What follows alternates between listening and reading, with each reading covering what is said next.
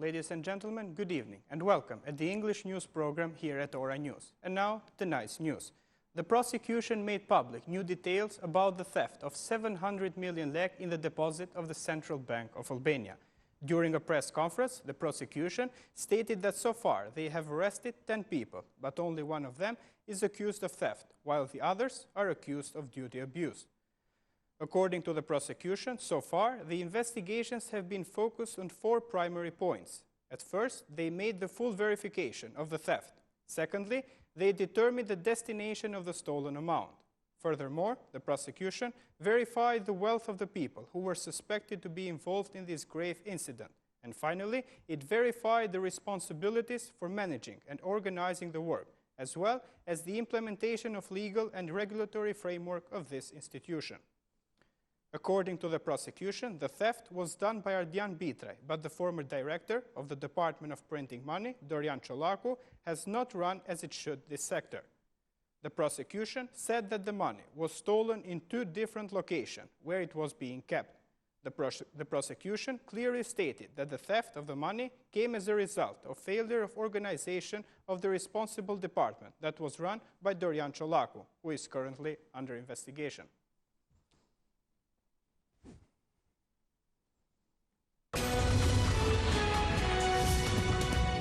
A group of citizens and representatives of the civil society gathered in front of the parliament today to demand the resignation and the discharge of the governor of the Central Bank of Albania, Ardian Fullani. One of the organizers of the protest, Zirkon Disha, announced that a petition has been signed by citizens from different cities of Albania, and according to him, this document will be sent to the President of the Republic, Bujar Nishani. We signed this petition to ask the head of state to exert his constitutional power and call an extraordinary parliamentary session and demand the discharge of Ardian Fullani as the responsible person for the theft occurred at the Central Bank of Albania, said Disha. According to the protesters, this document, signed by the people, will also be sent to the parliament and its speaker, Ilir Meta.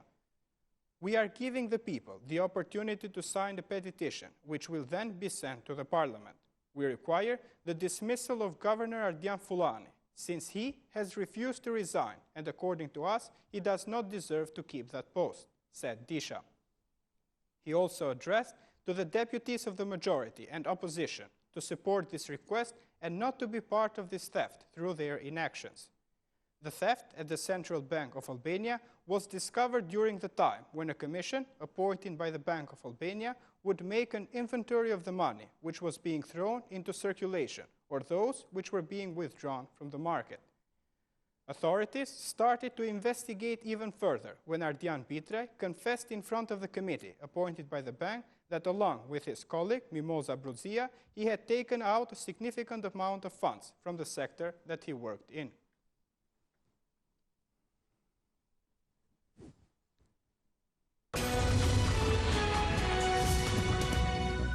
The former Prime Minister of Albania and currently the deputy of the Democratic Party, Sali Berisha, attended today a meeting with journalists to discuss about the latest events in our country.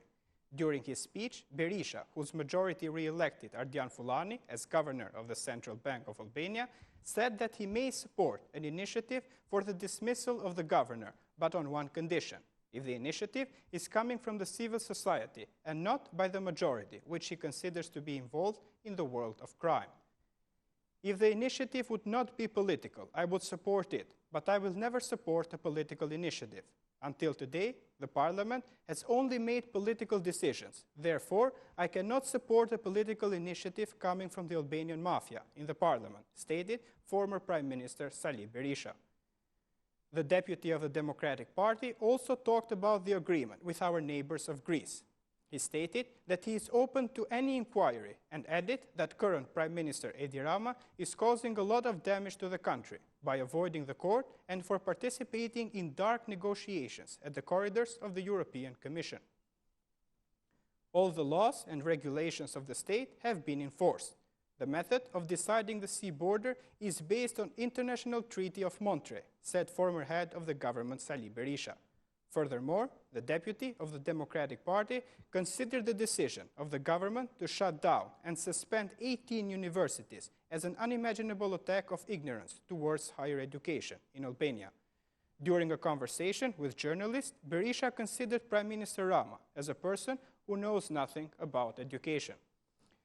According to Berisha, in the blink of an eye, the head of the government decided to close public universities for over 30% of A-level students in Albania, and also reduce the percentage of admissions to universities from 72 to 43%. Berisha said that universities helped a lot of people to add a new chapter which respected the dreams of the students. Referring to the annual payment on higher education, Berisha added that it was unjustly increased. Berisha recalled the fact that during his time in office, the value on added taxes for higher education was completely removed.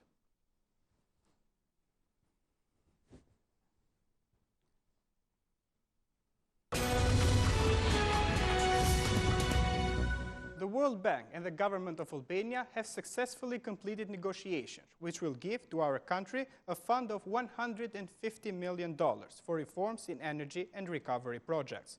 The program, proposed from the World Bank, will support Albania's reforms in energy sector, especially to improve the reliability of the electricity supply and the financial situation of the sector. Critical infrastructure investments under the project will include sizable financing earmarked for electricity distribution and upgrading of the transmission system. Increased reliability and financial stability of the energy sector are among the most important reforms needed to stimulate economic growth and restore fiscal balance in Albania, said Alan Goldstein, the World Bank Director for Southeast Europe. A quick and fair resolution of the commercial dispute over the distribution company allows Albania to move ahead with these crucial reforms, so much needed investments in the system. The recent settlement agreements between the Albanian government and the Czech company, ČEZ, create a clear ownership structure in the energy sector, which will facilitate further reform and investment. The government's reform program will bring important improvements in electricity services for Albanian customers, many of whom pay their bills, while others use electricity without paying it. The bank's program is the first necessary step to support the Albanian government efforts to improve quality of service to customers, reduce distribution losses from current levels of 42% to nearly 20% by 2018, and implement priority sector reforms in alignment with the legislation of the European Union, said Salvador Rivera, the leader of the team for the Energy Sector Recovery Program. He added that the program will also provide short-term support for financing of power imports during periods of dry weather. The World Bank project will also support reforms in sector management, institutional restructuring, and implementation of a short and medium-term plan for the financial stability of the sector.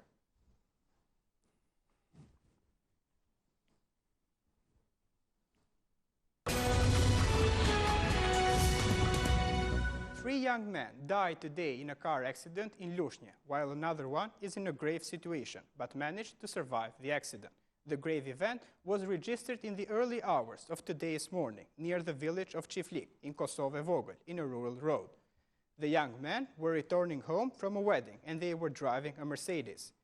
Police sources inform that the victims are Mario Rika, 19 years old, Fadil Rika, 20 years old, and Sokol Sheqi, 20 years old. Francesco Mara, 19 years old, was also traveling with them as well, but fortunately, he managed to survive the accident that took the lives of his three friends. The young people from the village of Chinar in Fier were turning from a wedding when the accident happened.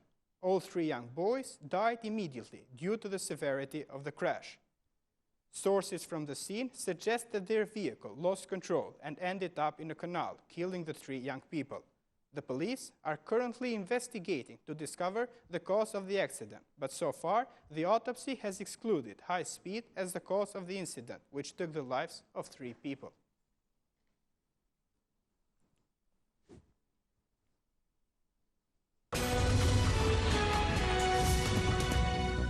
The re-election election of Celal Mziu on top of the Democratic Party structure in Kamos has violated the rule set by the leader of the Democratic Party, Lulzim Pasha.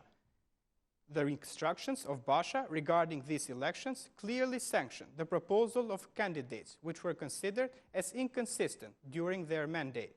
The rules set from the leader of the Democratic Party also disqualified from participation the heads of departments who have completed 2 terms and those who in the last parliamentary elections have the lowest results for the Democratic Party, lower than the previous elections. But at Kamos elections, the Democratic Party has not taken into account any of this guidance, ignoring his highlights, not only when the mayor proposed Celal Mziu, but even when selecting him with a majority of votes. The whole process has passed in silence until the new mayor, Celal Mziu, notified through Facebook his victory against Alfred Halilaj for the mayor of the Democratic Party in Kamos. This situation has not gone without reactions of the Democratic members of the parliament, but the only one who reacted publicly was Deputy Mesila Doda, who has not spared her irony.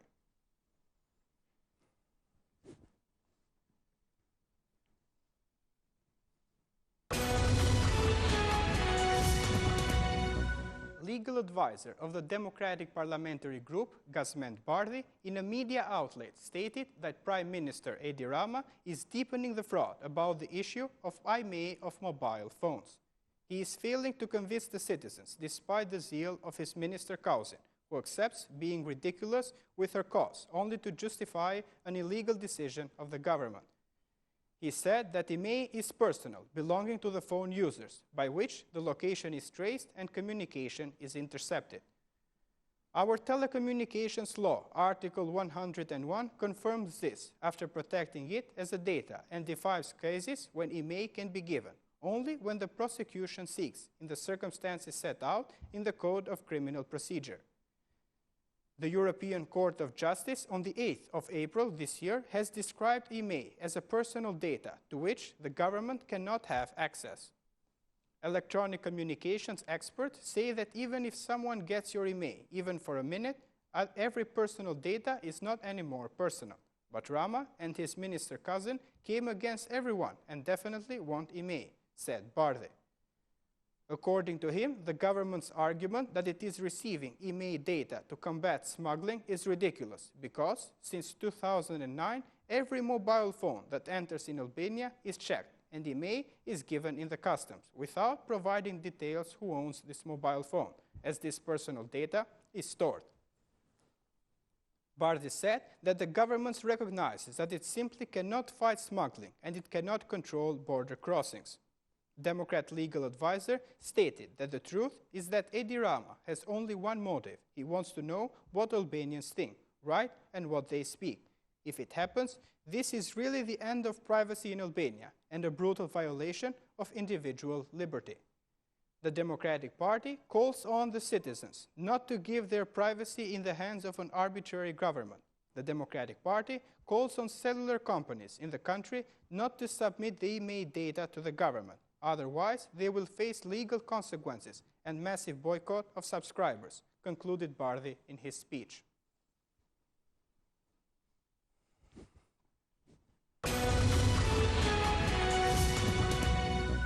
The Democratic Party, through the member of the parliament, Besnik Dusha, said that Prime Minister Edi Rama is again silent on the 28th day that alleges him to crime. Dusha said that everyone knew and felt in their community, city, or village that Edi Rama was creating a criminal alliance before the elections.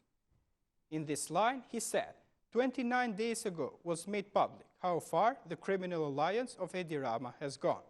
It has gone to the parliament, where the tools of the prime minister, convicted of the most serious criminal offenses, are ordered to strike, threaten the opposition in the most severe scenario in a democracy, which is the attempt to silence their opponents. The public became acquainted with evidences and incontrovertible facts for the criminal past of human trafficking, abduction of person of the member of the parliament, Arben Doka. The Democratic Party has made this denunciation and will continue to do it. The Democratic Party said that Rama is silent and unresponsive. He paved the way for the crime to enter the parliament. Any normal prime minister of a country that aspires to the West should have given a response and should have kept responsibility. Dusha said that Rama has blessed the entry of crime into parliament, the threatening of the opposition, while underscoring that the more days pass in silence, the more Edi Rama and his criminal alliances extend their hands to each institution's office.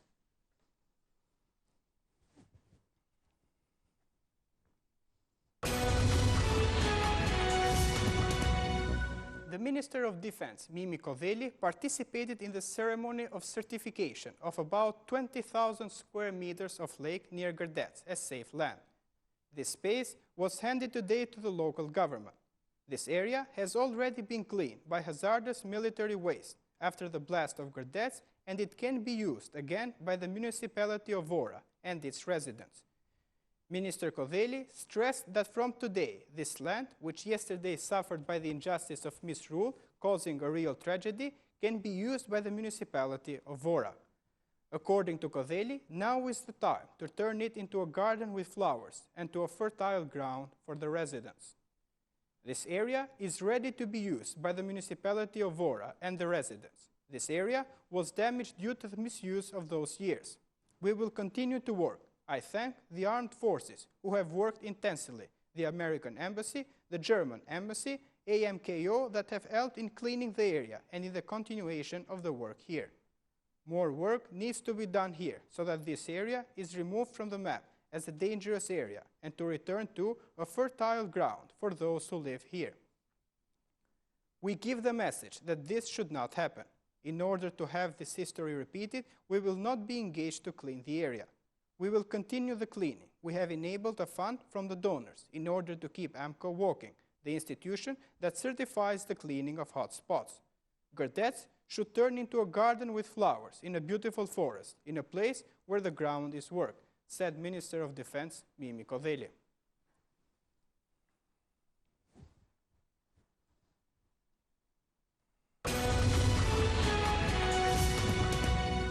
The launch of an investigation by the prosecution concerning Maritime Pact agreement with Greece is also reflected by the Greek media. The famous Greek newspaper, Ekarimeni, writes this act makes relations between the two countries even more strained. In an article published yesterday, Ekathimerini writes, Greece's hope of agreeing an exclusive economic zone in the Ionian Sea with Albania have been dealt another blow after the prosecutor's office in Tirana launched an investigation into the agreement between the two countries. The two countries signed an agreement in 2009 creating an EEZ, but also settling maritime borders and delineating the continental shelf.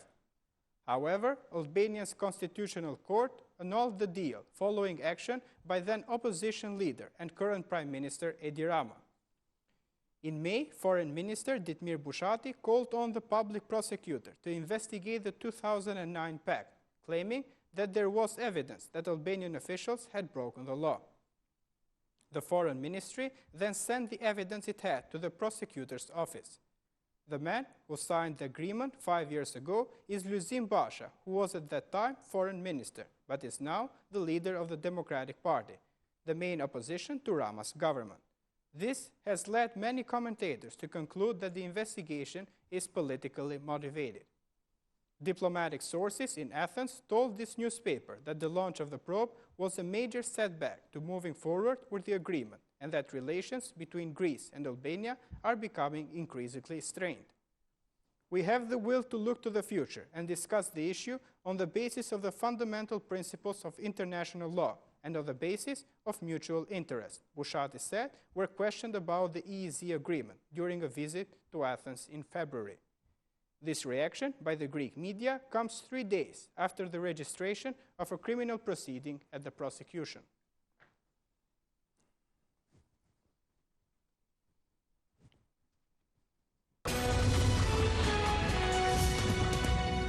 The river of Drini Zi is designated as a borderline between both countries of Albania and Macedonia in the village Gjorica. But this river, in the past 15 years, has taken land from the Albanian border, making Macedonia to benefit more land from our country, causing damage to village residents. The residents say that an Albanian citizen of the municipality of Gjorica several years ago was killed when he passed on the other side of the river to collect woods, as the Macedonians considered a violation of the border. But this has happened because irresponsible people of Gjeric destroyed the seawall of Drini Zi. More land will be given to the Macedonian state if the problem is not solved. The work on the seawall of Drini Zi to eliminate its swelling and its deviation on Albanian land has started on the recent days thanks to a fund of 5.3 million lek. From the displacement of Drini Zi, Pyramid 16 entered 500 meters in Albanian territory.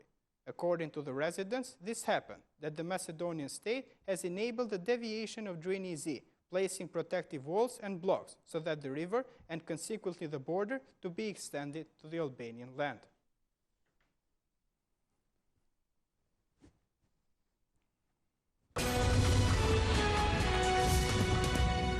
The President of Kosovo, Jatifete Jahjaga, has received today the General Attorney, Sule Hoxha, whom she initially congratulated on his duty, stressing the importance of his work as head of such key institution.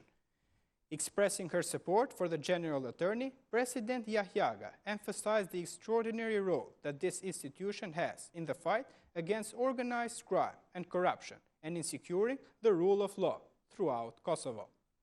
According to a press statement, President Jahjaga said that the fight against extremism and radicalism is a priority for all institutions of the country, and the engagement of the General Attorney in this aspect is vital in providing stability and security in the country. President Jahjaga and the General Attorney discussed on the work of this institution, its challenges, and the advancement and professionalism of this institution. After thanking President Jahjaga for the support given to the General Attorney, Hoxha said that this institution will do its job by offering results. He said that the General Attorney Office is an important instance of the mechanisms of security in Kosovo, and said that this institution needs to increase the number of prosecutors in order to improve the efficiency of the work of this institution, reads the press statement. Last week, Jahjaga met with heads of other security agencies, which discussed the same topic.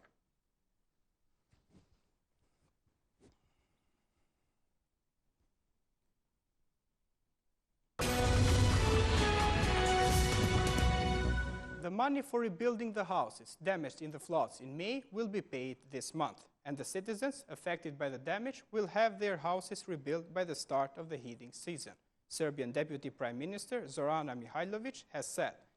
Mihajlović on Thursday held an extraordinary meeting with officials of 56 cities and municipalities hit by the May floods to find a solution to the problem of the slow pace of issuing compensation orders. Mihajlović said that she believes that all orders will reach the government's Office for Reconstruction and Flood Relief in the next 15 days. The state has secured the money, and the municipalities must act quickly and seek assistance if in doubt, Mihajlović said, adding that only 320 compensation orders have arrived so far. The basic problem is mostly a lack of knowledge, as we saw today. For this reason, we are sending legal experts to ensure that the orders are completed in the coming 10 days or so, that the citizens can start removing money and the construction can begin, Mihajlović told reporters after the meeting. Some local self-government authorities are in need of legal experts, she said, adding that the government will assist the municipalities that need civil engineers in order to expedite the procedure of issuing the orders. Also being discussed are landslides and damaged local roads, she said, adding the municipalities are complaining about a lack of instructions on assisting the agriculture, Mihajlović said. Mihajlović said that she believes that Thursday's meeting, also attended by Justice Minister Nikola Selaković and Marko Blagojević, the head of the Office for Reconstruction and Flood Relief, will tackle all doubts and delays. There are citizens who have complaints about the orders and categorization and payments of funds, she said. The Serbian government adopted on July 24th a program for reconstructing the destroyed and damaged residential buildings in the region hit by the May floods, with constructions of 350 houses and financial assistance to owners of 10,000 family homes planned as well. A total of 875 million of Serbian dinars have been secured for the reconstruction program.